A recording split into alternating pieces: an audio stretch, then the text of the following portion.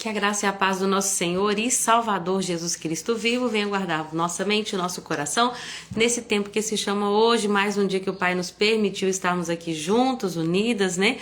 Unidas e unidos, né? No mesmo propósito, que é para a leitura e edificação da nossa fé, para a meditação nas Escrituras, para a aprendizagem, né? Daquilo que é a prática, daquilo que o Senhor espera de nós, né? Como nós aprendemos sobre prática, vida cristã, ética na prática com as cartas paulinas. Hoje nós vamos começar mais uma carta que Paulo escreveu a uma das igrejas que Deus o usou para fundar a igreja dos Coríntios. Amém! Sejam bem-vindas, mamãe. Beijo, Vanilda também, minha sogra querida. Boa tarde, paz do Senhor.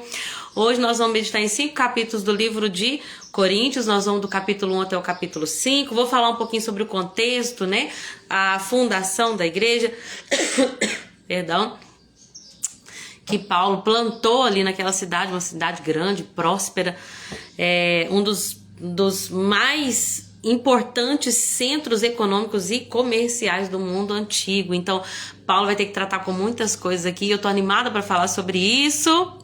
Deixa eu cumprimentar quem já tá entrando aqui. A Chiquinha também já entrou. Seja bem-vinda, Chiquinha. Ivanete, querida. Paz do Senhor Jesus, amada. Vamos fazer uma oração e convidar o Espírito Santo?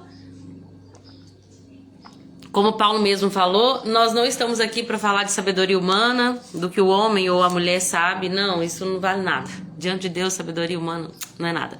É loucura. Mas nós queremos poder de Deus, o evangelho que traz o arrependimento. Sossô, seja bem-vinda. Boa tarde, querida. Paz do Senhor Jesus. Que Deus te abençoe.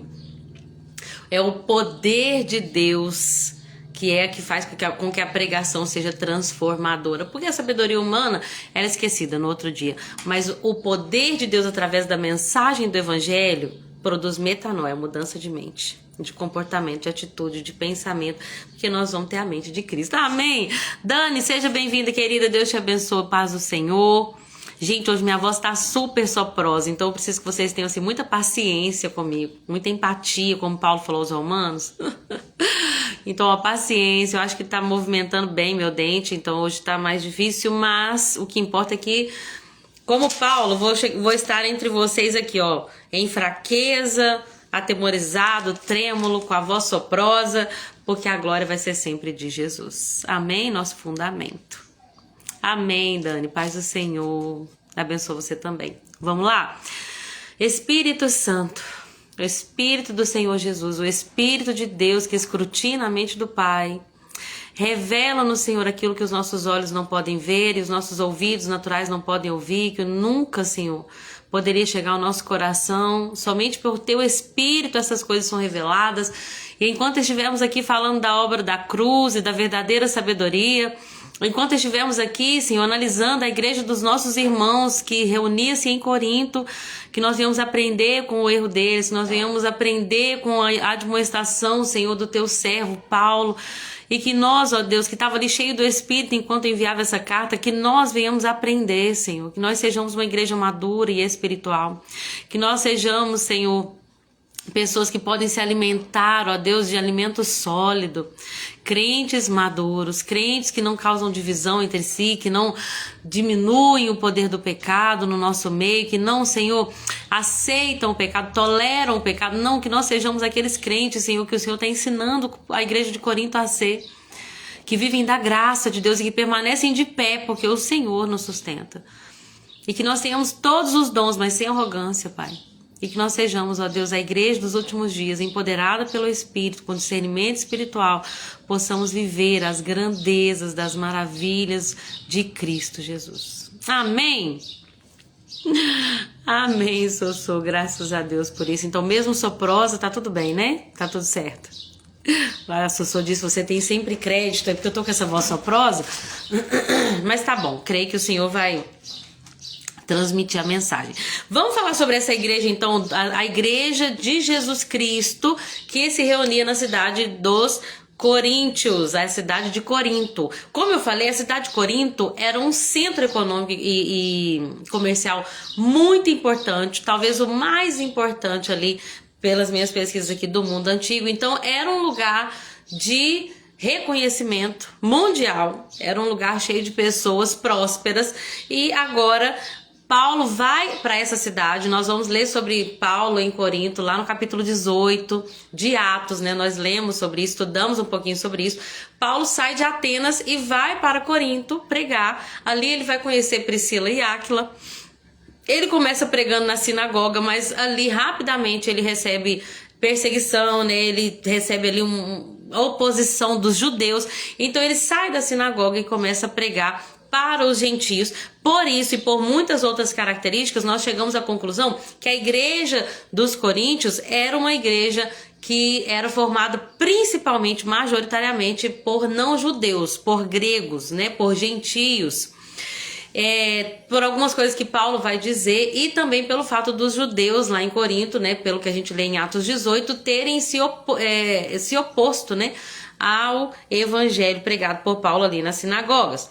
A Bíblia diz que Paulo vai ficar 1 ano e meio ali, 18 meses, né, em seu ministério ali em Corinto, mas depois que Paulo vai embora, a gente já vê que entra um personagem que é Apolo, né? Priscila e Áquila vão pregar ali para Apolo, uma coisa muito linda. E aí Apolo vai para Corinto e fica ali em Corinto um tempo, né? Depois ele também vai embora. Tanto que no final da carta, dessa primeira carta que nós temos aqui, né, registrada de Paulo aos Coríntios, a gente vai ver que no final Paulo vai dizer que Apolo contou sobre a situação da igreja para ele e que o próprio Apolo não estava disposto naquele momento a voltar para a igreja de Corinto. Não sei porquê. Mas a Bíblia fala assim, ó, ele não quer voltar, mas se Deus permitir, mais pra frente ele volta. O que a gente percebe com essa igreja dos Coríntios, gente, é que era uma igreja que era uma igreja, assim, cheia da graça de Deus. Paulo vai falar que não faltava nenhum dom. Você sabe o que é uma igreja, gente, que tem todos os dons espirituais? É uma igreja que tinha profeta, tinha gente que falava em novas línguas. Inclusive Paulo vai ter que trabalhar essa questão, né, da liturgia ali do culto. Até estudando sobre isso aqui no dicionário Wycliffe, fala que uma vez que os gregos gostam muito da autoexpressão, eles maximizavam assim a importância do dom de línguas, e aquilo estava gerando um certo desequilíbrio no culto e na liturgia, porque não adiantava só chegar lá e todo mundo se exprimir ali usando o dom de línguas, porque não gerava edificação para o todo da igreja, um culto onde todo mundo ia para falar em línguas, né?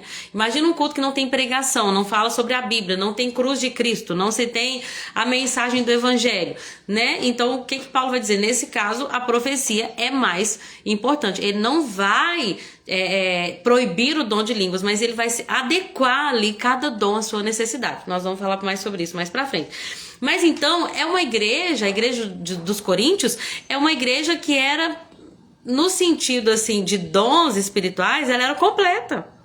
Tinha quem profetizava, quem falava em língua, tinha quem interpretava, né? Pelo que a gente vê, Paulo vai dizer que no capítulo 1, versículo 7. Vou ler o versículo 6. A mensagem a respeito de Cristo de fato se firmou em vocês, uma vez que nenhum dom lhes falta. Todos os dons, gente, espirituais, aquela igreja tinha. Só que quando a gente vai analisar a igreja dos Coríntios, era a igreja que mais deu problema para Paulo. Foi a igreja que mais deu BO, fala aqui na minha língua, versão Lorena atualizada. Ela era uma igreja que Paulo precisava realmente ali advertir, admoestar e cuidar. Talvez a que deu mais trabalho, né, para o apóstolo dos gentios, o nosso irmão Paulo. Depois que Paulo esteve, né, em Corinto, ficou lá 1 ano e meio, Paulo ele sempre tinha contato com a igreja depois, era como um cuidado. Eu estava até lendo ele falar, olha, vocês poderiam ter 10.000 mestres, mas vocês não têm muitos pais. Então ele vai falar que ele, para ir para as igrejas, ele tinha um comportamento de pai, ele não era alguém que só ia para ensinar coisas. Gente, o pai, ele é um mestre, mas ele é um pai. Um pai, ele disciplina. Um pai chama atenção. Tem muita gente hoje em dia que quer juntar mestre segundo suas próprias né, como coceira, como quem tem coceira no ouvido, eles querem ajuntar mestres que vão falar o que eles querem ouvir. E aí, quando a pessoa tá vivendo em pecado e a gente chama e fala assim, olha, esse comportamento não é bíblico, não é o que Deus espera de seus filhos, a pessoa se ofende, porque, opa, eu não quero um pai, eu quero um mestre. Eu quero alguém que fala palavras bonitas, eu quero aprender, eu quero ter oportunidade também com o microfone, mas a igreja não é isso, gente. A igreja não é um conjunto de pessoas que estão ali para aparecer, é um conjunto de pessoas que se cuidam. E o cuidado envolve disciplina, envolve ter conversas duras. Como eu tenho aprendido isso desde que o Senhor nos levantou, né, para estar sendo como bispos na igreja dele aqui, né, reunindo aqui na igreja de Cristo que está aqui no bairro Padre Libério. Como Deus tem me ensinado isso. Igreja não é um povo que junto para fazer culto. Igreja é uma família que se cuida, que se admoesta, que se disciplina, que se elogia, que cuida das necessidades uns dos outros. E isso é que é ser igreja. Amém?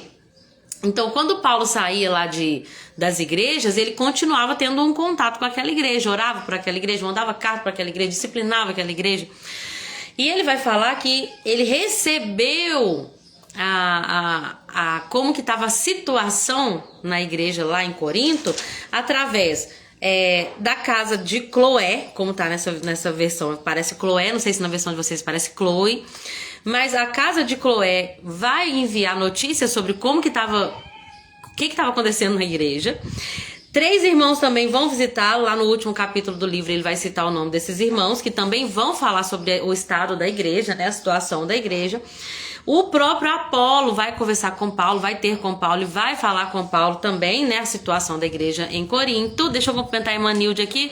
Boa tarde, Emanilde, paz do Senhor Jesus, minha querida, seja bem-vinda. Deus te abençoe, viu?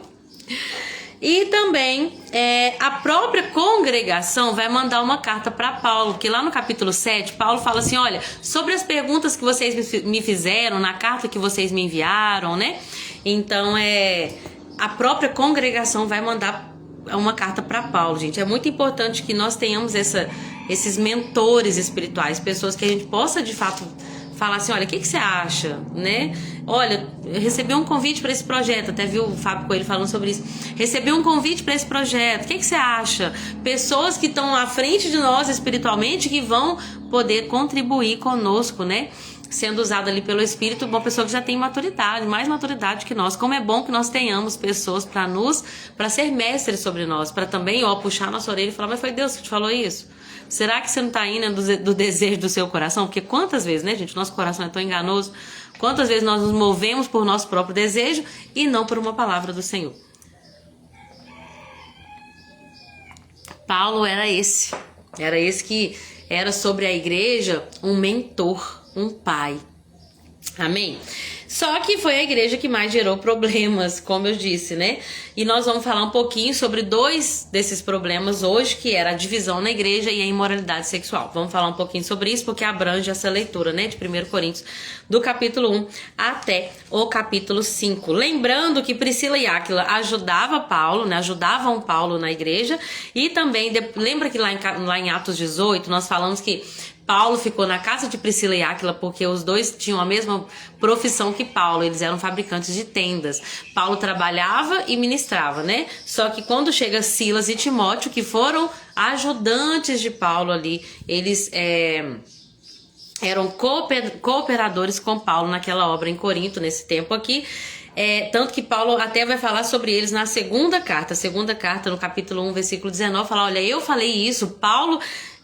Silas e Timóteo também falaram isso no meio de vocês, ou seja, Silas e Timóteo também vão para Corinto durante um tempo para auxiliar Paulo naquela igreja. Uma coisa interessante sobre essa carta é que a gente vai ver que ela não foi a primeira carta que Paulo enviou. Tem uma carta que Paulo escreveu aos Coríntios.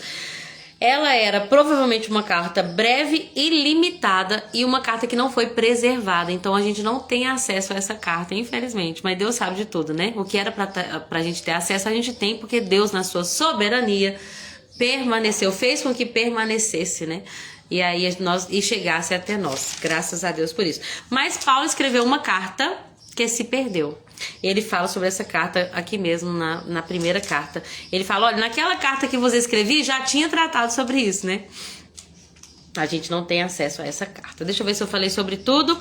Ah, tá. Sobre as cartas de Paulo, aqui no dicionário Wycliffe tem uma divisão das cartas, né, entre categorias, e fala que a primeira carta aos Coríntios, ela é o segundo grupo dos escritos de Paulo, junto com Romanos, que nós já meditamos, né, e junto com Gálatas, 1º e 2º Coríntios, vão trazer um tema básico, que é o tema da soteriologia, que é o tema da salvação. Provavelmente porque Paulo estava preocupado com a mensagem da salvação. Nós vamos ver que no próprio capítulo 1, Paulo já começa a trazer a centralidade do evangelho para a cruz de Cristo.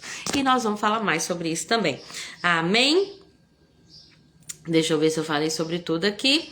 A mensagem principal da primeira carta aos Coríntios é: a igreja madura vive em unidade, santidade e amor debaixo da sabedoria da cruz. Esse é o tema central da primeira carta que Paulo escreveu aos Coríntios. Então vamos analisar capítulo por capítulo? Paulo começa saudando a igreja, dizendo como é grata a Deus pela igreja, aqueles que Deus santificou.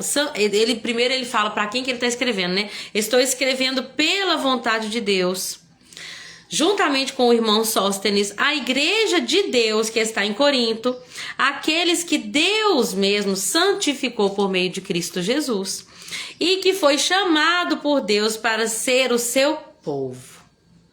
Então Deus escolheu um povo ali em Corinto. O próprio Deus santificou esse povo e o próprio Deus chamou esse povo para que seja o seu próprio povo particular. Um povo que invoca o nome do Senhor Jesus Cristo, Senhor deles e nosso. E Paulo começa então saudando com a graça e a paz. Paulo agradece a Deus pela igreja e vai dizer: olha, eu sou muito grata a Deus pela graça que Cristo tem dado a vocês, que Deus tem dado a vocês por meio de Cristo Jesus, porque Deus tem enriquecido vocês em tudo. Gente, que igreja rica. Vocês têm capacidade de expressão. Deus tem os enriquecido em todo entendimento. A mensagem da cruz em vocês, ela foi tão firmada que não lhes falta nenhum dom. Já falamos sobre isso, né? Não falta nenhum dom. Que igreja abençoada. Eu sou grata a Deus pelo favor que tem sobre a vida de vocês, pela graça de Deus sobre a vida de vocês. E o próprio Deus vai mantê-los firmes até o fim. Então Paulo já está dizendo aqui, ó, o que vocês têm vem de Deus, porque ele já sabe o que ele vai tratar. Só que, gente, quando eu era professora e dava aula, né, de inglês, a minha coordenadora sempre me ensinava: quando você for conversar com o pai, a gente recebeu uma criança, né, que tá com um problema de disciplina, né? Vamos tratar isso conversando com os pais. Você não chega e já vai soltando os cachorros no pai. Seu menino é isso, seu filho é disciplinado, seu filho não respeita, não presta atenção na aula. Não. Começa falando os pontos positivos do filho daquele pai, porque assim você vai abrir o coração dele para entender a conversa. E todo mundo tem pontos positivos. Então vamos começar assim: olha, seu filho é muito agradável, eu gosto muito dele. Ele é uma criança que tá sempre alegre, né? Sabe que menino? Tá sempre alegre, que alegre é demais, né? Mas vamos voltar aqui para a seriedade na conversa. Seu filho é um menino muito alegre. Eu posso ver potencial nele. Eu vejo que ele é um menino muito inteligente, né? Parabéns pelo seu filho. Mas nos últimos dias nós temos percebido que ele tem estado muito disperso. Sabe? Ele faz brincadeiras na sala de aula que dispersam toda a turma. Quando nós chamamos a atenção, ele, né? Então, a conversa sábia, tá? Sabedoria do mundo agora que eu tô trazendo pra nós. Ela conversa assim, sempre aponta numa disciplina, aponta o lado positivo. Porque sempre tem um lado positivo. Todo mundo tem uma coisa a quem nós devemos, sim, honrar. Então, começa com o lado positivo. Paulo começou assim: olha, Coríntios, vocês são uma bênção. Deus chamou vocês. E ele, lembrando que lá na frente ele vai corrigir a arrogância da igreja. Então aqui ele já está dando a entender, ó, foi Deus que chamou vocês. Foi Deus que justificou vocês. A graça de Deus para a vida de vocês tem sido uma graça assim completa, porque eu tenho visto que não lhes falta nenhum dom. Deus tem abençoado vocês ricamente em entendimento, em expressão, não falta dons espirituais. E Aí ele deixa claro, ó, e é o próprio Deus quem vai mantê-los firmes até o fim. Então em tudo, ele tá elogiando, mas ele tá deixando claro que tudo de bom que há em Corinto, na igreja de Cristo em Corinto, veio de Deus. Eles não conseguem firmar pelas suas próprias capacidades. Eles não têm nada por si mesmos. Tudo vem de Deus. Mas Paulo vai elogiar isso, o fato de que é uma igreja de Deus mesmo. Deus é fiel e ele os convidou a ter comunhão com seu Filho Jesus Cristo, nosso Senhor. Mas, né, lembra que eu falei que na reunião com os pais a gente começa expondo o lado positivo e elogiando a parte positiva, mas que também disciplina e trata. Gente, é necessário tratar aquilo que é preciso tratar. Depois a gente vai falar mais sobre isso. Mas tem coisa na igreja que precisa melhorar. Primeira coisa que a igreja precisa melhorar: eu soube que tem divisão entre vocês. Gente, o que aconteceu com a igreja que eu fundei há uns 3 anos atrás, pelo que eu vi aqui nos estudos? O que aconteceu? Vocês eram unidos no mesmo propósito, glorificar a Cristo. Agora eu fiquei sabendo que tem grupinhos, facções entre vocês. Agora eu fiquei sabendo que tem um povo que fala, eu sigo é Paulo. Outros falam, eu sigo é Apolo. Outros, eu sou de Cefas, ou Pedro, né? E tem aqueles que falam, não sigo nenhum desses, eu sigo é Cristo. E com isso, muitas das vezes, eu sempre vi o lado positivo. Não, eu acho que eu seria dessa, né? Sigo Cristo. Mas essa pessoa, na verdade, é um grupo que rejeita qualquer autoridade humana. Rejeita qualquer autoridade humana. Então, eu não sou de nenhum, eu não tenho liderança nenhuma. Eu sou, eu e Cristo. Então, Paulo também está falando que esse é mais um dos grupos. Aí ele começa a falar, por acaso Cristo foi dividido? Ele começa a lembrar, gente, que Jesus Cristo é o centro e não os líderes. Ele vai dizer, foi eu, Paulo, que morri na cruz por vocês, pra vocês falarem, eu sou de Paulo. Não foi. Eu não morri na cruz por ninguém, eu nem batizei ninguém. Aí ele começa a lembrar, né? Eu imagino que ele tá falando por escriba. E aí ele vai lembrando, né? Não, se bem que eu batizei sim, o Crispo e o Gaio. Lembrei que agora a família de Estéfanas eu também batizei. Mas fora esses, graças a Deus, eu não batizei ninguém, porque eu não fui chamado para batizar. Eu fui chamado para pregar as boas novas. Agora, por acaso, fui eu que morri na cruz?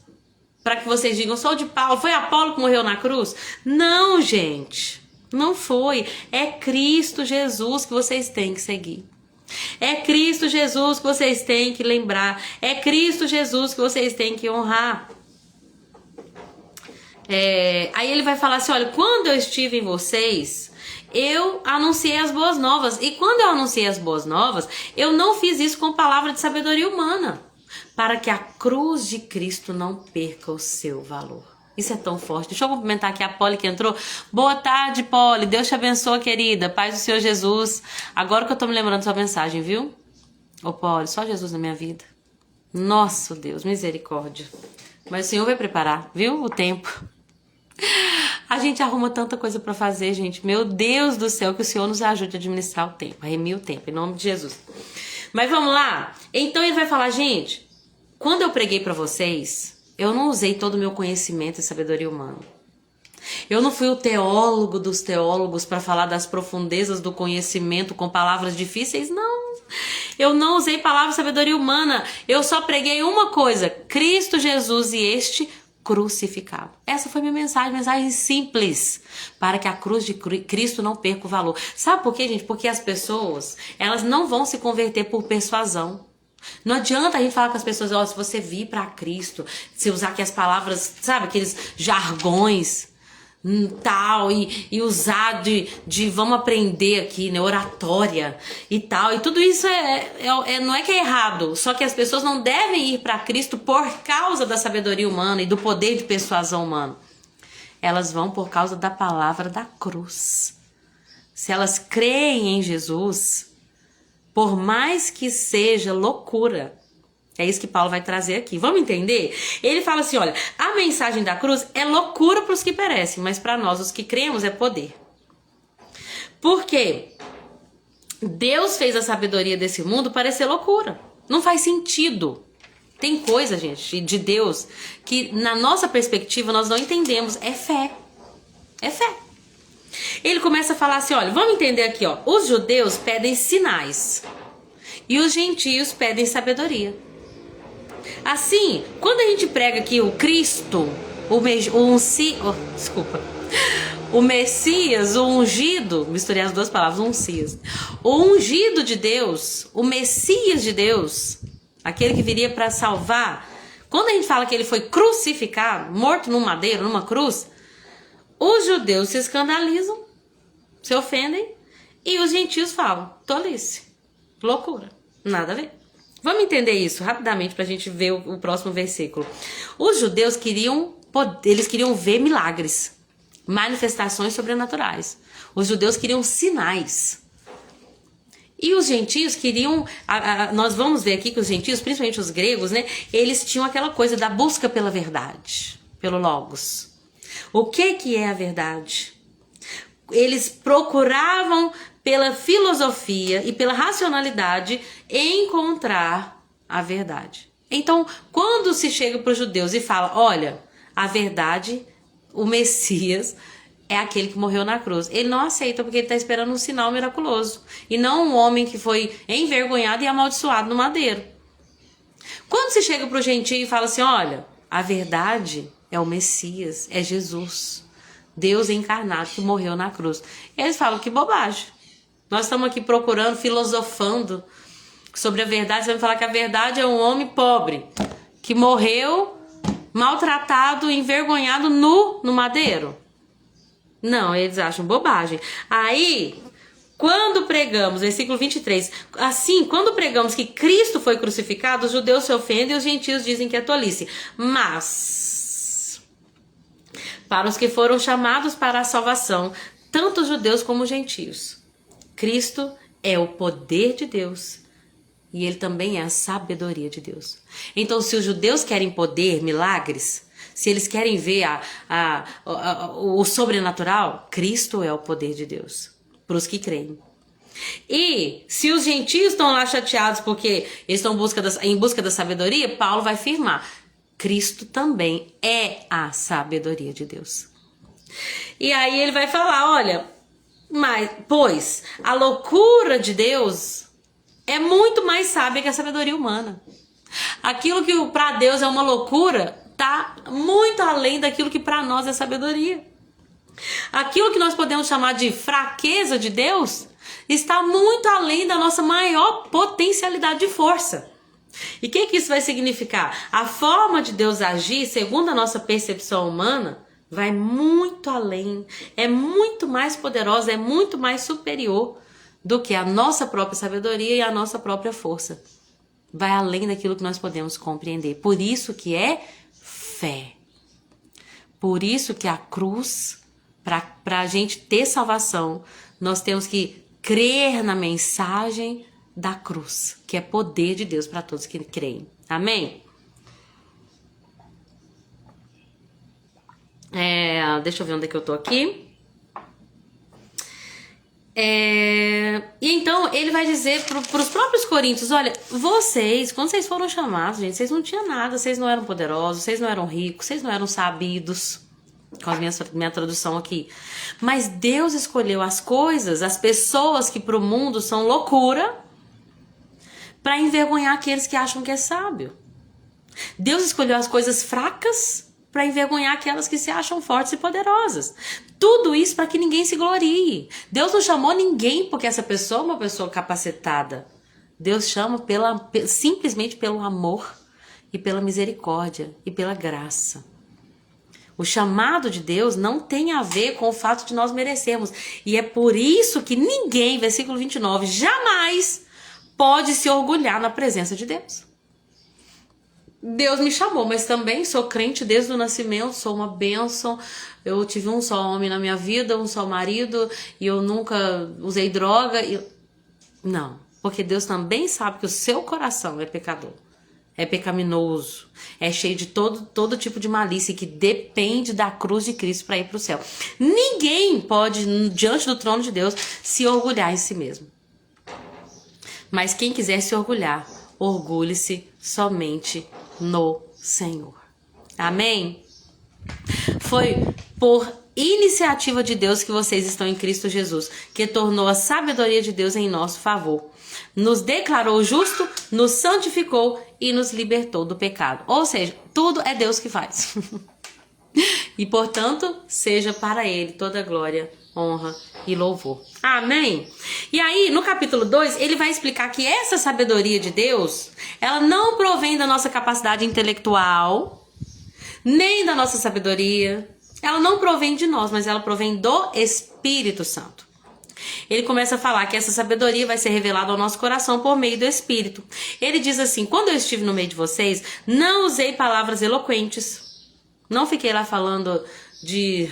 Estamos aqui, irmãos. Abra sua Bíblia, porque hoje nós vamos falar da teologia, da paracletologia, nem eu tô sabendo falar agora.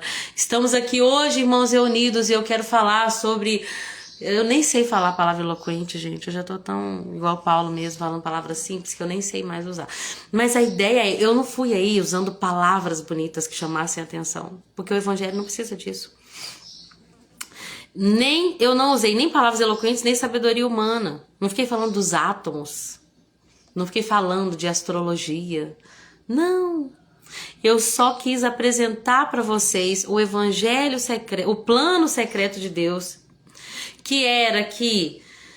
Aí ele diz, versículo 2: pois decidi que, enquanto estivesse com vocês, me esqueceria de tudo, exceto de Jesus Cristo e esse crucificado. Isso que eu iria me focar.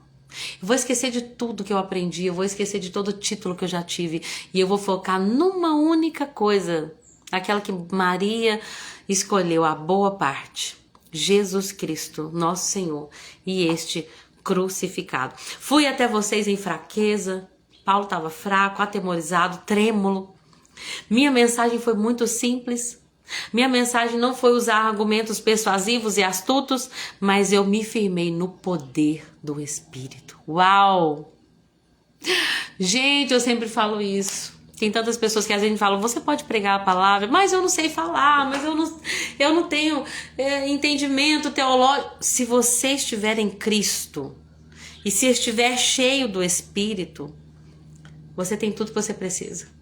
Porque você vai falar pelo poder do Espírito. E, gente, uma pessoa pode dizer, Jesus te ama, só como um jargão, e aquilo não vai alcançar o coração de ninguém. Mas se a pessoa disser, Jesus te ama pelo Espírito, aquela palavra vem como uma flecha no peito daquela pessoa que o Espírito quer alcançar. Então, a nossa preocupação não tem que ser com a nossa eloquência. Eu não estou dizendo que a gente não vai estudar, que a gente não vai aprender palavras novas, ler muitos livros, aumentar nosso léxico. Tudo isso é ótimo para a nossa mente. Mas no que tange a transformação de pessoas e vida na igreja, o que nós temos que entender é que nós temos que nos mover não por nós mesmos, pela nossa capacidade totalmente finita e falha, mas nós nos movemos pelo poder do Espírito.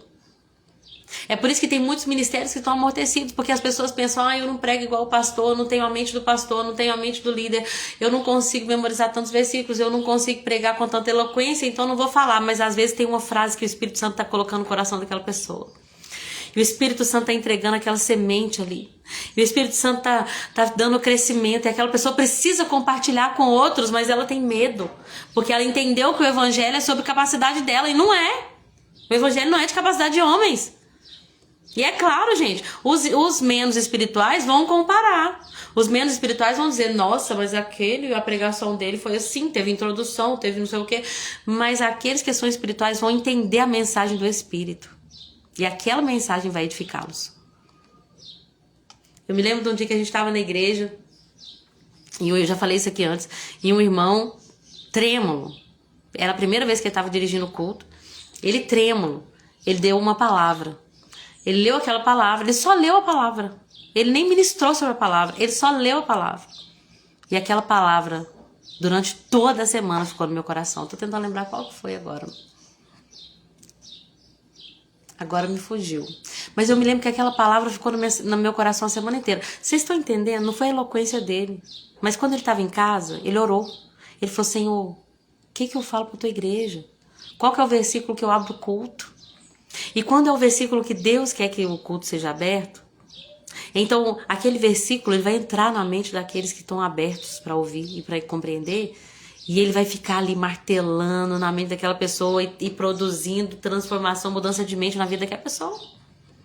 Amém? Lembrando que o próprio Paulo, ele não começou a pregar de cara. Ele estudou muito tempo o evangelho. Ele teve em Jerusalém, ficou com os apóstolos um tempo. Então eu não estou dizendo assim, você não tem nada, você pode pregar. Não, mas eu estou dizendo que o principal é estarmos cheios do Espírito. Amém? Deu para entender? Ninguém vai deixar de estudar, de ler a Bíblia, mas, sobretudo, não adianta se a chama estiver apagada. Se a gente não estiver em oração, em intimidade, em comunhão com o Senhor, uma palavra bonita não vai mudar a vida de ninguém. Amém? Então ele vai dizer, olha, agora, quando eu estava com vocês... Não, deixa eu ver, isso é no capítulo 3. Deixa eu ver o que ele está falando aqui. Então, quando ele estava com eles, ele vai dizer, quando eu estava com vocês, eu falei tudo muito simples, mas quando eu estava com pessoas maduras, aí sim, nós falávamos de coisas maduras. Meu Deus, vocês estão entendendo? Aí, quando eu estava no meio de pessoas maduras, nós podíamos aprofundar mais naquela palavra, naquela verdade. E aí ele vai dizer assim, olha... Ele começa a falar sobre o mistério de Deus, o plano que Deus elaborou antes mesmo da fundação do mundo. E ele vai dizer, os governantes dessa era não entenderam esse plano, porque se tivessem entendido, não teriam crucificado o Rei da Glória, o Senhor da Glória. Meu Deus. E aí que ele vai dizer, é a isso que as Escrituras se referem quando dizem, nem olho viu, nem ouvido ouviu, nem chegou ao coração humano. Nessa versão fala, olho nenhum viu, ouvido nenhum ouviu, mente nenhuma imaginou o que Deus preparou para aqueles que o amam. Mas foi a nós que o Espírito de Deus revelou essas coisas foi a nós que Deus revelou essas coisas por meio do seu Espírito. Então uma coisa que às vezes a gente olha esse versículo e não entende é que a gente está dizendo, olha, a gente nunca vai conseguir compreender, os olhos nunca vão ver, ouvidos nunca vão ouvir, mente não vai compreender o que Deus preparou, mas na verdade não é o que Paulo está dizendo. Paulo está dizendo que Deus, por meio do Espírito Santo, vai nos revelar aquilo que o olho humano não conseguiu ver, que o ouvido humano não consegue entender e que a mente humana não consegue também assimilar. O Espírito de Deus nos revela. Uau! Deus tem revelado a nós essas coisas por seu Espírito, porque o Espírito sonda todas as coisas, até os segredos mais profundos de Deus. Pois, quem conhece os pensamentos de uma pessoa, senão o Espírito dela? Da mesma forma, ninguém conhece os pensamentos de Deus, senão o Espírito de Deus. E nós recebemos o Espírito de Deus e não o Espírito desse mundo. Por que nós recebemos o Espírito de Deus? Para que conheçamos as coisas maravilhosas que Deus tem nos dado gratuitamente. O que está dizendo? O que Paulo está dizendo? Olha, a sabedoria de Deus, ela vai muito além daquilo que qualquer ser humano, fisicamente, humanamente falando, consegue acessar. Mas se temos o Espírito de Deus, e o Espírito de uma pessoa é aquele que sonda, né, a mente de uma pessoa, ele sabe de tudo que passa na vida de uma pessoa, porque o Espírito da pessoa, ele conhece as verdades daquela pessoa. Da mesma forma, o Espírito de Deus conhece a mente de Deus. E o Espírito que tem a mente de Deus, que conhece a mente de Deus, ele está dentro de nós. E ele nos revela as coisas maravilhosas que Deus tem nos dado. Gente, quando você fala para o mundo das bênçãos de Deus, da alegria da salvação, da esperança que nos está proposta, eles falam, você é louco. Você crê mesmo que vai ter arrebatamento, que Jesus vai voltar, que tem novo céu, nova terra. Não, esse mundo que tem é esse aqui. Quando acabou, acabou. E aí você tá lá falando e a pessoa não tá entendendo, pensa que você é louco. Mas sabe o que acontece? Você tem o Espírito Santo. Ele que escrutina a mente de Deus, ele que sonda a mente de Deus, está em você e te revela as maravilhas que Deus preparou para aqueles que o amam. Mas o homem natural, ele não consegue entender isso, gente. Olha o que o 13 diz. Quando lhe dizemos isso, não falamos das palavras vindas da sabedoria humana, mas de palavras que nos foram ensinadas pelo Espírito, explicando verdades espirituais a pessoas espirituais. Mas o homem natural não aceita as verdades do Espírito de Deus. Tem discussão, gente, que não compensa. Você tem o Espírito Santo? Não tem? Então o que eu vou tentar te explicar uma coisa aqui que você não vai entender nunca? Tem discussões que a gente não tem que... A gente tem que pregar o evangelho para as pessoas. Porque se elas crerem no evangelho da cruz, elas vão receber o Espírito e o Espírito vai ensinar as coisas. Agora não adianta a gente querer tentar colocar algumas coisas na cabeça de pessoas que não têm o Espírito, porque não vai entrar. Porque a Bíblia está dizendo, o homem natural não entende as coisas do Espírito, não aceita as coisas do Espírito, ele bate o pé, ele não aceita, ele é um homem natural. Elas lhe parecem loucura, as verdades do Espírito lhes parecem loucura e ele não consegue entendê-las. Pois apenas quem é espiritual consegue avaliar corretamente o que diz o Espírito.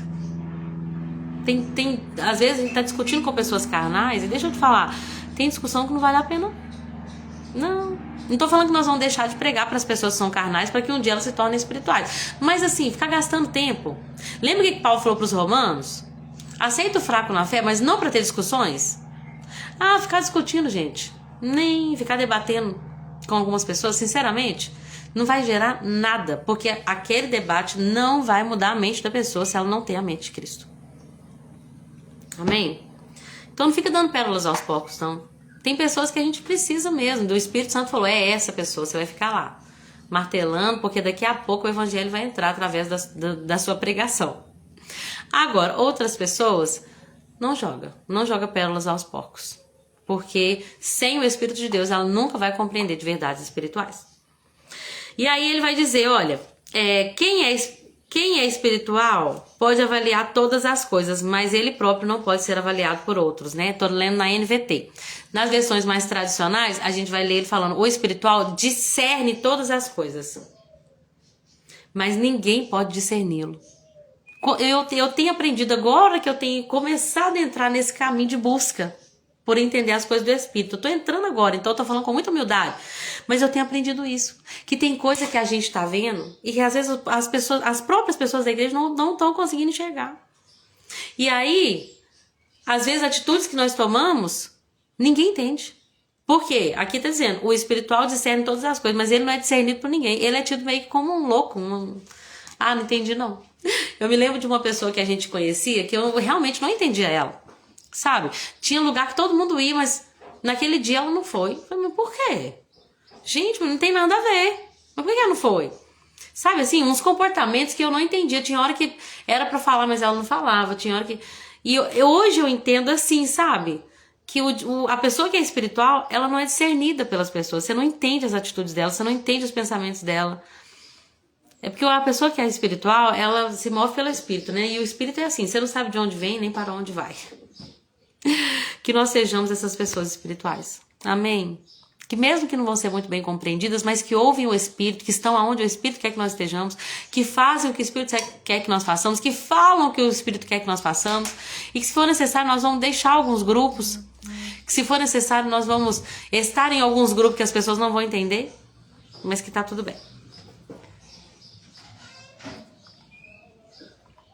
E aí ele vai falar, quem conhece os pensamentos do Senhor? Pois quem conhece os pensamentos do Senhor? Quem sabe o suficiente para instruí-lo?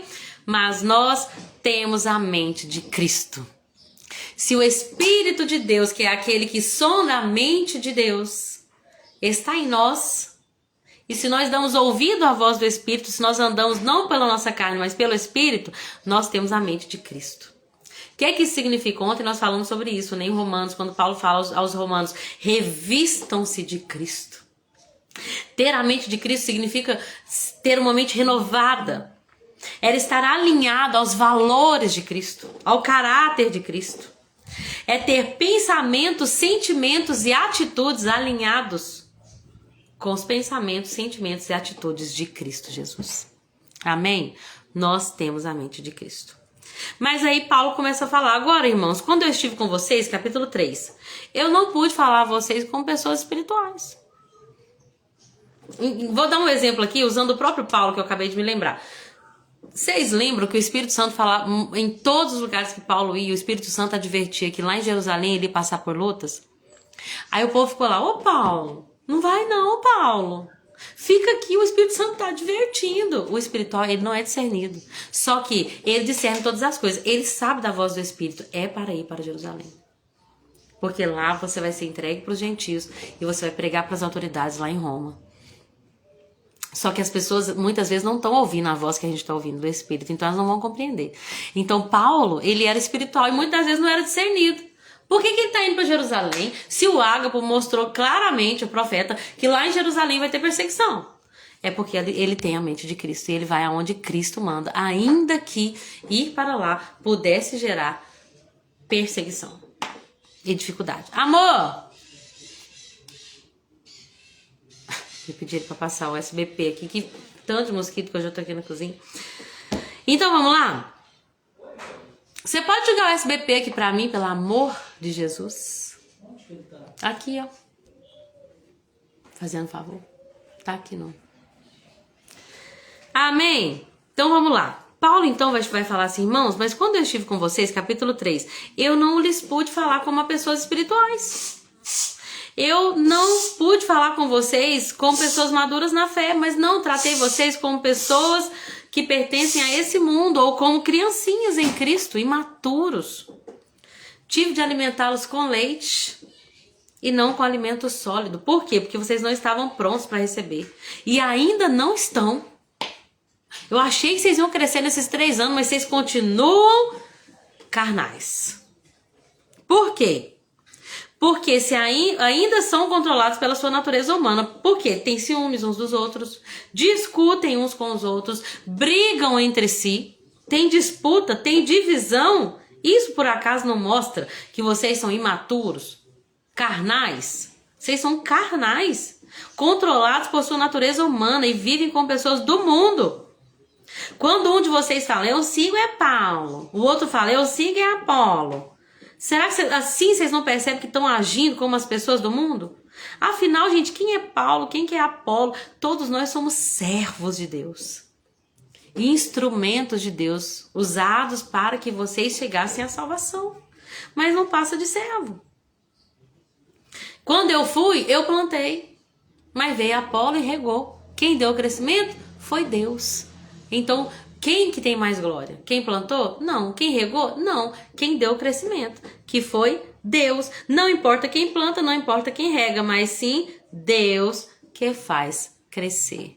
Cristo é o centro da igreja. Não é eu sou de A e eu sou de B.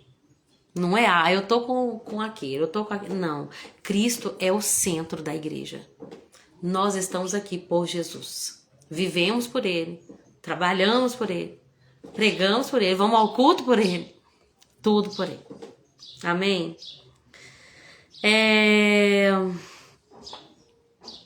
E aí ele continua trazendo essa ideia de que ele, Apolo, Pedro, que na verdade nunca nem tiveram contato com Pedro, pelo que eu vi nos estudos. Pedro nunca nem foi em Corinto pregar lá. E tem eu sou de Pedro. Sabe aquelas pessoas que se apegam a ídolos? Até hoje é assim, a pessoa nunca viu aquele pregador, mas ela tem, né? Sabe aquela coisa da idolatria? Não, eu não gosto de nenhum dos da casa. Eu queria o de Jerusalém, a igreja de Jerusalém, os apóstolos. Ai, com certeza Pedro era uma bênção. Ah, Paulo não. Apolo não, Pedro que eu quero seguir. Sabe assim? Eu não tô dizendo que Pedro não era uma bênção, que a igreja de Jerusalém não era uma bênção, mas sabe aquela pessoa que os que estão na casa não servem, porque infelizmente o profeta não tem honra em casa? É o líder da outra igreja que é o bom, né? Mas aí quando ela vai para outra igreja, ela percebe que aquele líder, porque quando você tá perto, você vê as falhas, né? Então quando ela vai para outra igreja, ela percebe que aquele líder também é falho. Aí ela desiste daquela igreja, ela sai daquela igreja, que ela vai para outra igreja, porque eu acho que o líder daquela igreja ali, ele vai ser um bom líder. Aí quando ela vai para outra igreja, ele falha também, porque ele é homem, né? Sujeito a todo tipo de sentimento, como a própria Bíblia diz. Elias era homem como nós, sujeito a todo tipo de sentimento, que inclusive teve depressão naquela caverna. Então, enquanto nosso firmamento não for Cristo, for pessoas, nós vamos viver pessoas que não vamos conseguir viver em comunhão, em unidade como igreja. Mas Cristo é o fundamento. E Paulo vai lembrar isso. Gente, vocês são lavoura de Deus, edifício de Deus. Nós somos só colaboradores dele. Quando eu estava entre vocês, eu lancei, pela graça que me foi dada, o alicerce. Lancei o alicerce como um construtor competente. E agora outros estão construindo sobre ele. Mas quem constrói sobre o alicerce precisa ter muito cuidado. Por quê? O alicerce já foi colocado, não adianta colocar outro alicerce. Quando estava construindo a minha casa, eu vi muito bem. A primeira coisa que foi feita, buraco, né? Não faz muito sentido. Vão construir, vão levantar uma casa. Só que para levantar a casa, a primeira coisa que faz é estabelecer um fundamento, um alicerce. Então cava-se buracos aonde vão ser lançados pedras e metais, né? E cimento, que é onde vai ser o alicerce. Uma vez que o alicerce está pronto, não precisa preocupar mais com o alicerce. Agora é só crescer aqui no edifício. Agora Paulo está dizendo, quando eu fui, eu lancei o alicerce e coloquei a pedra, que é Cristo Jesus. Eu fui e já lancei o alicerce. Agora, quem está colocando cada tijolinho aí na edificação da casa, não importa quem lançou o alicerce ou quem colocou o tijolinho, importa que o alicerce permaneça lá, que é Cristo. O que não pode fazer é colocar outro alicerce, porque somente por Cristo que nós vamos permanecer de pé. Então não lancem outro alicerce além daquele que já foi posto, que é Jesus Cristo. Aí a partir do versículo 12, nós vamos ver que Paulo vai trazer uma ideia que é muito importante nós falarmos aqui, que é a ideia do juízo das obras, o tribunal de Cristo Jesus. Tem muitas pessoas que creem que não tem diferença, que não vai haver galardão. Que não tem diferença, que se você creu na última hora, ou se você creu e teve 20 anos, está 20 anos trabalhando por Cristo, ainda que com dores, enfim, com a verdadeira motivação, que isso não vai fazer diferença nenhuma, que o que importa é ir para o céu. O que importa é ir para o céu. Se eu tiver salvo, tá tudo bem. Então eu creio em Jesus e vivo a vida do jeito que eu quero. Né? Insubmissa e orgulhosa, não. Não é isso. Paulo vai nos mostrar em 1 Coríntios 3 que as obras vão ser provadas. As obras de quem? Dos que creem. Vamos entender isso melhor? Paulo está falando assim, ó. Eu coloquei o alicerce que é Jesus Cristo. E aqueles que constroem sobre esse alicerce, ou seja, a fé no evangelho da cruz, deu a base para as pessoas. E essas pessoas foram salvas por meio da fé. Isso aí ninguém pode tirar a salvação delas. Porque elas creram, a não ser que elas mesmas, né? Abandonem a fé. Mas se elas creem em Cristo Jesus, elas podem ter feito nada. Porque a salvação não tem a ver com obras. Salvação. Amém? O alicerce é Cristo Jesus. Mas o que constrói sobre esse alicerce pode usar vários materiais. Ouro, prata, pedras preciosas, madeira, feno ou palha. Ouro, prata e pedras preciosas são coisas que não são perecíveis no fogo. Elas não são destruídas, só são purificadas, né? Mas madeira, feno e palha, quando você coloca no fogo, o que acontece? Não sobra nada. Paulo vai dizer no versículo 13, no dia do juízo, e ele está se referindo ao tribunal de Cristo, para os crentes, os que têm o fundamento, que é Jesus. Então nós, os que cremos, quando formos arrebatados, nós vamos estar diante de Cristo Jesus, diante de um tribunal, não para salvação, porque já fomos salvos, mas para juízo das obras.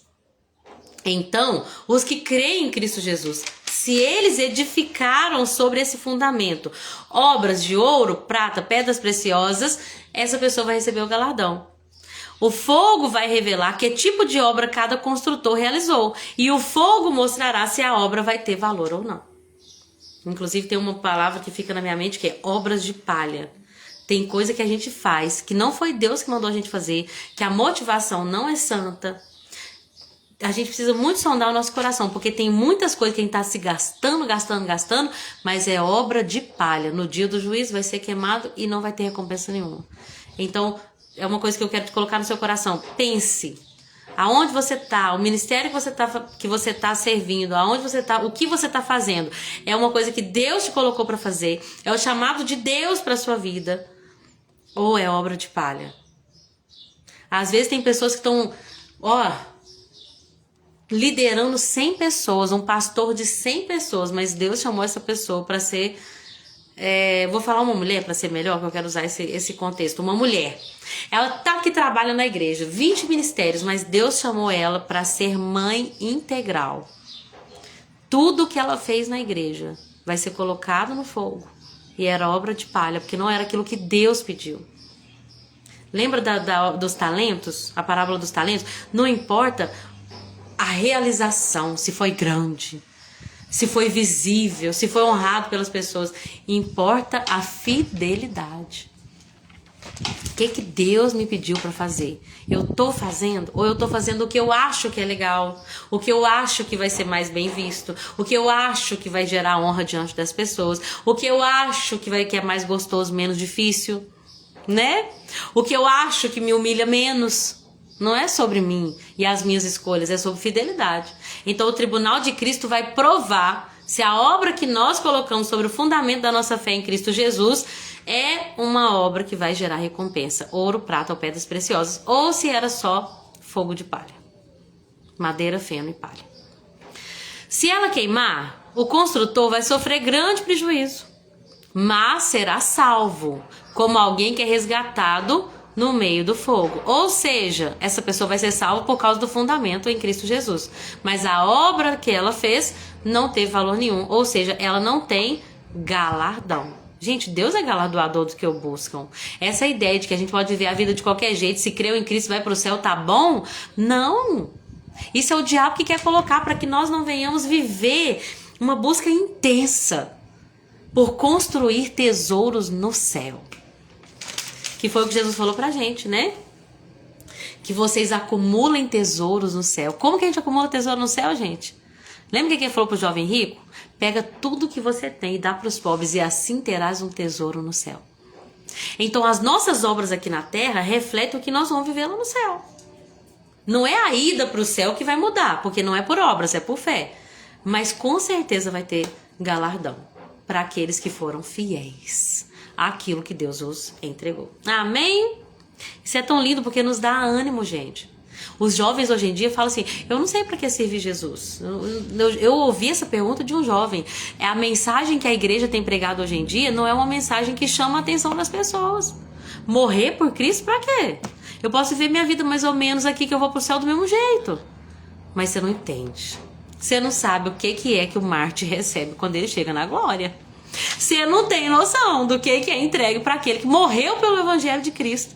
Quando ele alcançar, a Bíblia diz que o mundo não era digno deles. Então nós temos que trazer essa ideia de novo, de que vale a pena sofrer e padecer pelo evangelho. Não que isso vai nos dar o passo para o céu. O que vai nos dar o passo para o céu é a fé. Mas porque Cristo vem. E ele vem com o seu galardão. Para dar a cada um segundo a sua obra. Como diz a palavra. Ele começa a falar, vocês são o templo. Vocês não entendem que são o templo de Deus e que o Espírito de Deus habita em vocês? Quando eu li esse texto aqui, eu não levei para o cuidado do corpo, como muitas vezes eu levo. Inclusive, Paulo vai tratar isso como um cuidado do corpo, né? Para que não haja imoralidade em outra carta. Ou talvez nessa carta mesmo, mais na frente, não lembro. Mas o que Paulo está querendo dizer aqui, pelo contexto da carta, é: vocês são a igreja, o corpo de Cristo. Não se destruam. Porque quem destruir o corpo de Cristo, com tanta divisão, com tanta facção, essa pessoa vai ser destruída. Deus destruirá quem destruir seu templo. Pois o templo de Deus é santo e vocês são esse templo. Amém?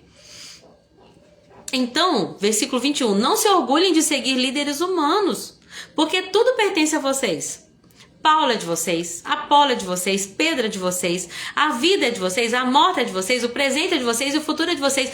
Tudo é de vocês. Por quê? Porque vocês são de Cristo. E Cristo é de Deus e tudo é de Deus. Então não é que, tudo é meu para me servir. Não. Como vocês pertencem a Cristo, Deus entrega para aqueles que o pertencem todas as coisas.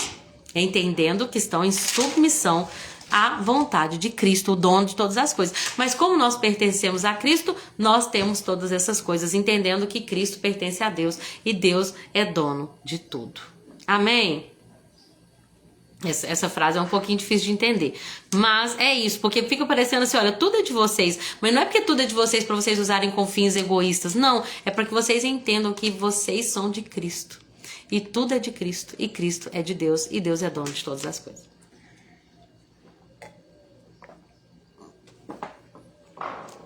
Falei muito, né? Capítulo 4.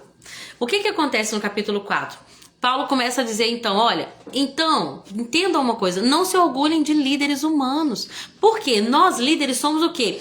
Somos ministros de Cristo, despenseiros dos mistérios de Deus. Vamos entender o que é ministro? A palavra ministro, peguei na Bíblia Strong, o significado dela, né, vindo direto do grego, ela significa servo.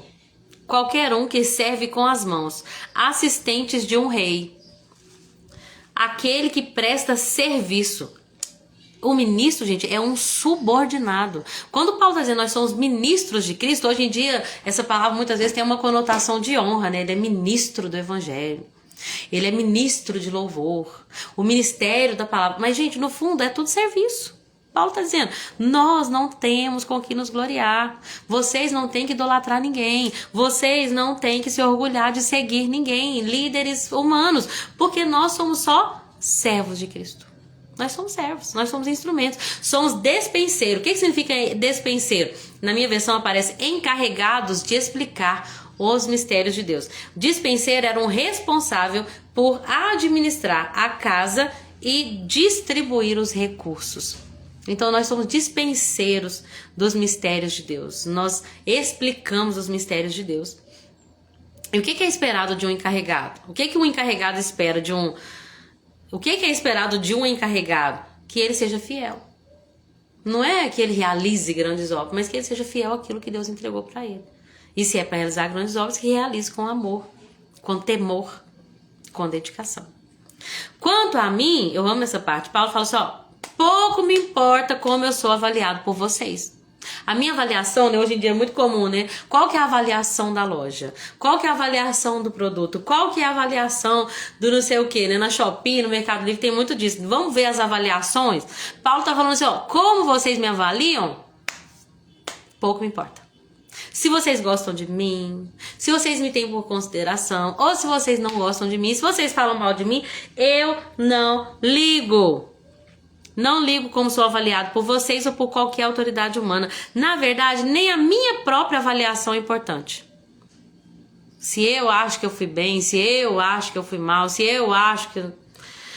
A minha consciência está limpa, mas isso não prova que eu estou certo. O importante é Deus quem vai me avaliar. E é Ele quem vai decidir. E aí ele começa a falar, portanto, não julguem ninguém antes do tempo.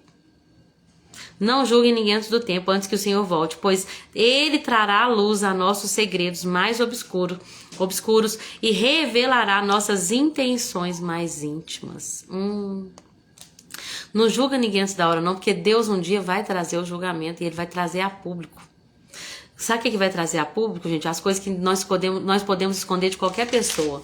Aquilo que está dentro dos nossos corações, as intenções mais íntimas e os segredos mais obscuros. Deus vai trazer a luz. E aí, quando Ele trazer a luz, Ele vai dar a cada um a devida aprovação. Então, não fica preocupado com o que os outros pensam a seu respeito, não. Pensa, o que Deus pensa ao meu respeito? Qual que é a motivação do meu coração? Tem algum segredo obscuro? Tem algo que eu preciso me arrepender? O que Deus pensa sobre isso? Porque dos homens, gente, a gente pode colocar uma máscara, né? Edmundo até falando, lendo um livro sobre isso e a gente tem conversado muito sobre isso. A gente pode colocar máscaras que se escondem atrás de títulos e de obras. Mas o que importa é isso aqui, ó. E Deus vê isso aqui. Então, o que o homem pensa a nosso respeito não é o mais relevante. Não é nem relevante. É o que Deus pensa a nosso respeito e que Deus nos ajuda a chegar a esse lugar.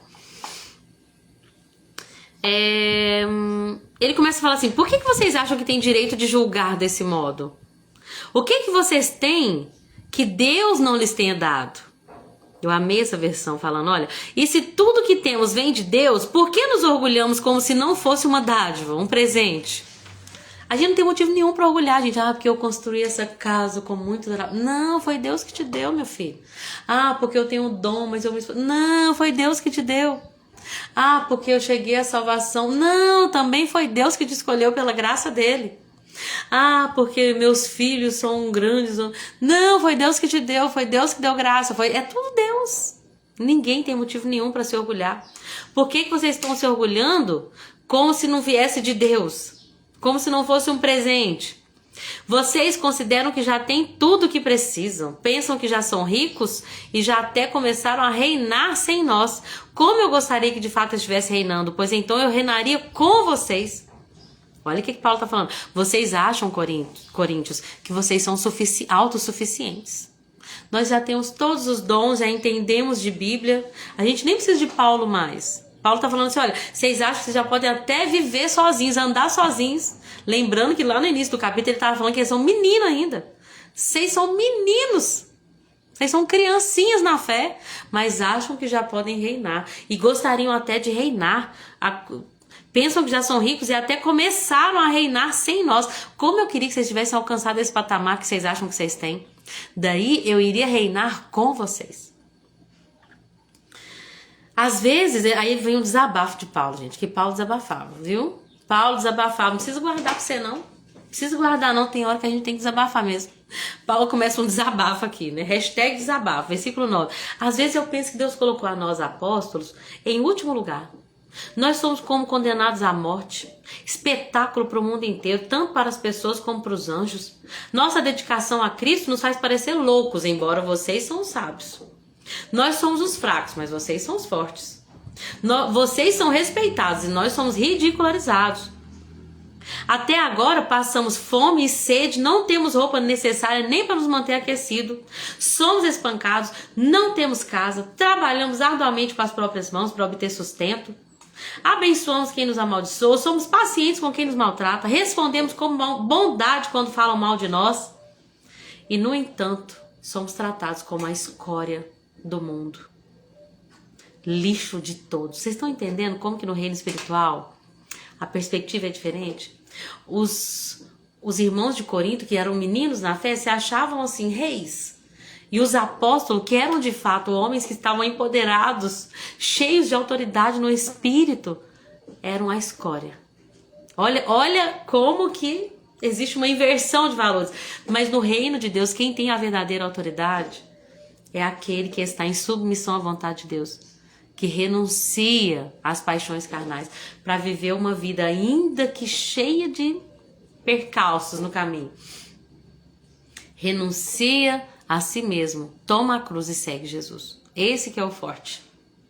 Quem pensa que é forte, na verdade, é o fraco. Quem pensa que é rico, na verdade, é o pobre. Quem pensa que é rei, na verdade, é a escória do mundo. Amém, amadas? Oh, Jesus! Não nos enganemos, viu? Tem vezes que a gente pensa assim, nossa, aquela pessoa está sendo tão honrada por Deus. Olha como que Deus tem dado coisas para ela. Nem sempre, gente. Tem pessoas que são tidas como a escória do mundo e elas são de fato cheios e empoderados pelo Espírito de Deus. Amém? Aí Paulo começa a falar, tudo que eu tô falando aqui, gente, não é para envergonhar vocês. O que eu tô falando aqui é para advertir vocês como meus filhos amados. Porque ainda que tivessem 10.000 mestres, vocês não têm muitos pais. E eu sou um pai espiritual em Cristo Jesus para vocês. Então eu lhe peço, sejam meus imitadores. Quando eu enviei Timóteo lembrou de como eu tenho seguido Jesus, como eu tenho ensinado em todas as igrejas, em todo lugar que eu vou. Sigam o meu exemplo.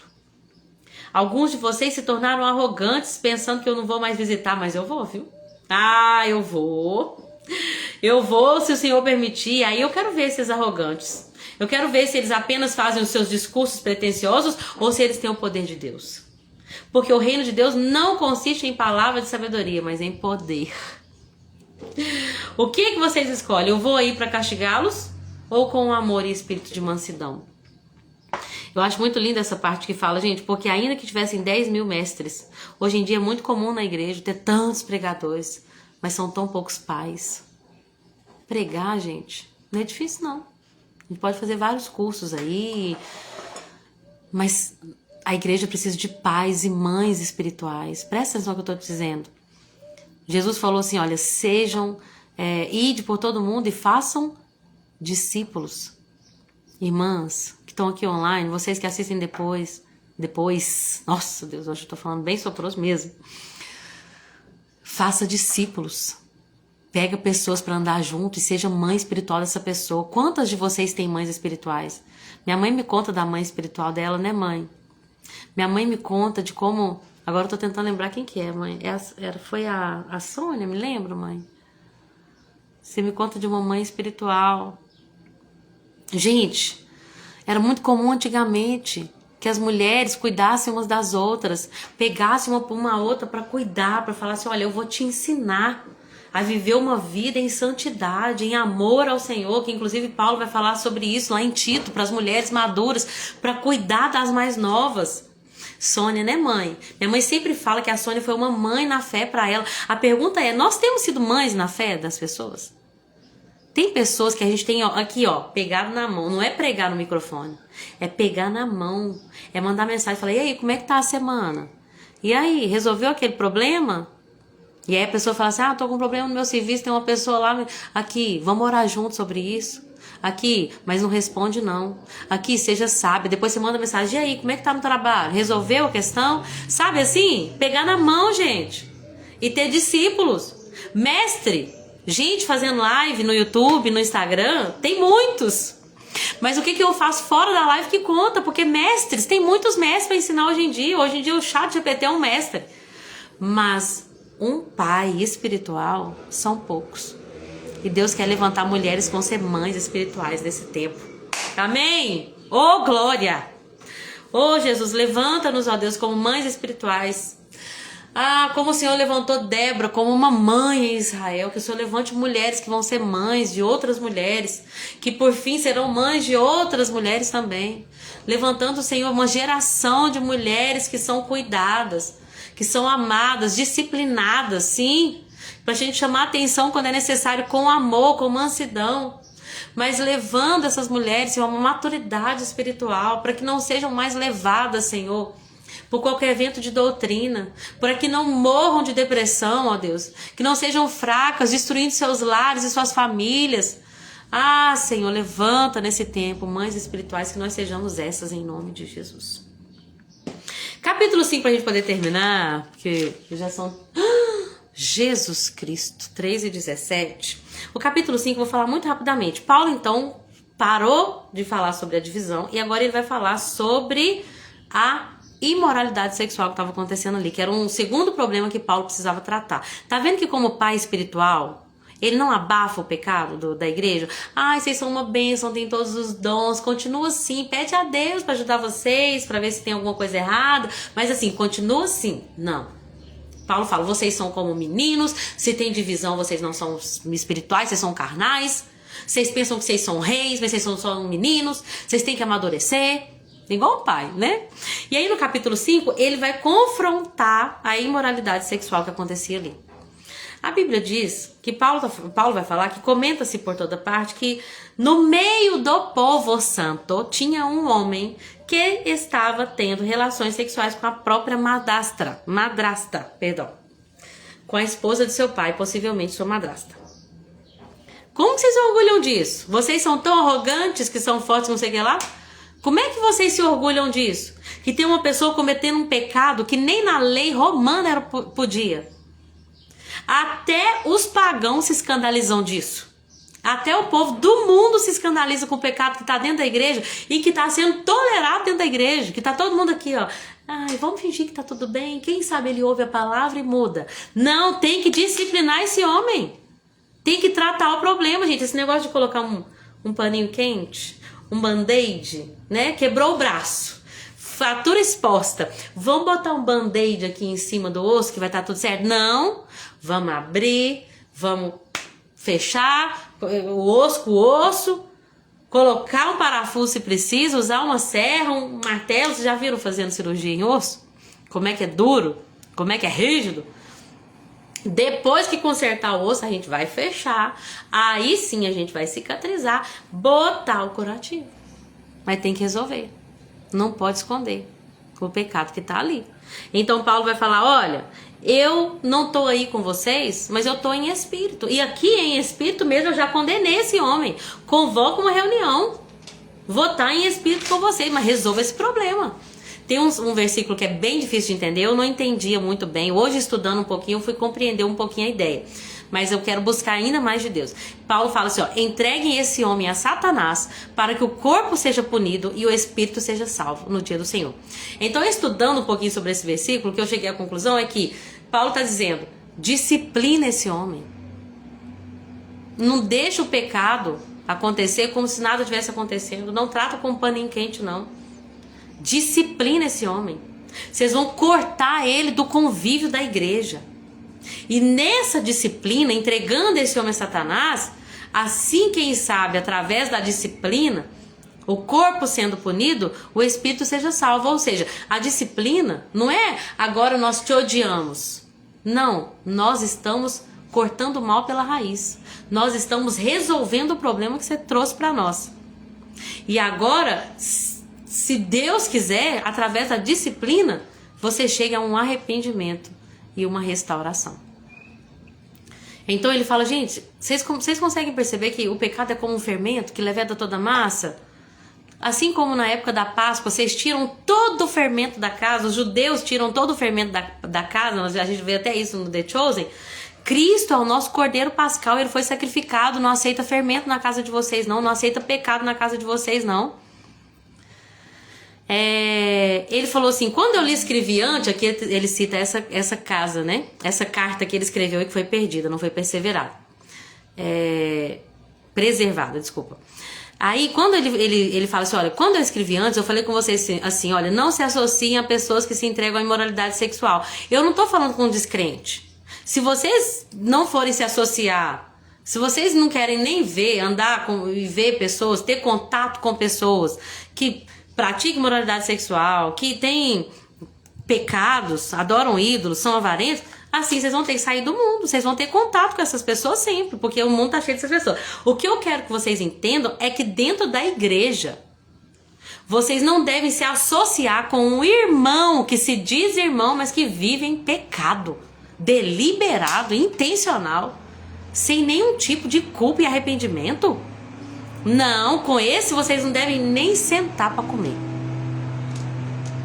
Portanto, eliminem o mal no meio de vocês. Então, para poder terminar, Paulo está resolvendo o problema da imoralidade sexual, dizendo assim, olha, ele tem que ser excluído do convívio de vocês. Porque, gente, a igreja não é um lugar onde os pecadores continuam pecando deliberadamente e cantam hinos bonitos. Igreja é um lugar de santidade.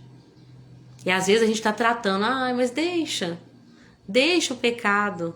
Mas o que Deus quer que nós façamos, gente, é que nós venhamos expor para que haja restauração e arrependimento. Ou arrependimento e restauração. A igreja precisa disciplinar pessoas. A igreja precisa discipular pessoas. E não apenas ser uma reunião onde a gente se reúne para contar quantos membros tem e se orgulhar disso. A igreja de Corinto era muito orgulhosa, arrogante, cheia de nós somos uma bênção, mas tinha pecado dentro dela e ela estava aceitando. E Paulo está dizendo, não aceita o pecado, não tolera o pecado. A gente tem que amar o pecador? Tem, mas tem que expor também o pecado para que haja arrependimento. Amém? É isso que eu queria falar na live de hoje, que durou muito tempo, né? Eu tenho que ir pra academia, gente, porque a gente tem que cuidar do corpo. Vou largar essa casa bagunçada aqui e vou lá. Porque eu sou santuário do Espírito também, né? Como diz aqui. Então, que Deus abençoe vocês. Obrigada por ter ficado até o final, viu? Eu agradeço de coração. Até amanhã, se Jesus permitir. Deixa eu honrar quem ficou até o final. A Alessandra entrou e ficou aqui conosco. Perdão por não ter falado sobre você, minha vizinha querida. Que amo. Deus te abençoe, viu? A Lê tá aqui até o final. A irmã Nilde também, querida. Sossô, Ivonete, a Vanilda, minha mãezinha, a Polly, a Dani, a Chiquinha. Deus abençoe vocês. Obrigada por ter ficado aqui comigo. Viu? Obrigada pela companhia. Eu espero que essa mensagem da cruz tenha sido edificante para vocês. E que nós venhamos colocar em prática, né? Tudo que tá aqui. O pecado, pecar, gente, é normal, natural de pessoas que têm a natureza caída como nós. O que não pode haver no nosso meio são pessoas que vivem em pecado deliberado, que nem sequer têm vontade de se arrepender, de acertar as coisas, tá? Não tô dizendo que a gente não tem que amar o pecador, não, de jeito nenhum. Não tô dizendo que a gente não tem que receber na igreja todo tipo de pecador, não, de jeito nenhum. Mas com quem nós temos feito associação e aliança? Quem nós temos sentado para comer dentro do nosso próprio lar? E se nós estamos falando para que essa pessoa que está em pecado se arrependa, Ou a gente tá só tratando como se fosse normal, tá tudo bem. Vamos evitar a conversa difícil. Não. Nós sejamos, como Paulo falou aqui, né? Não deixando que o fermento, um pouco de fermento, leve de toda a massa, não tolerando o pecado, não escondendo o pecado para fingir uma igreja perfeita. Que não tem. É só quando Jesus vai voltar, né? Então, beijo, amém. Deus abençoe vocês e até amanhã, se Deus quiser. Tchau, tchau.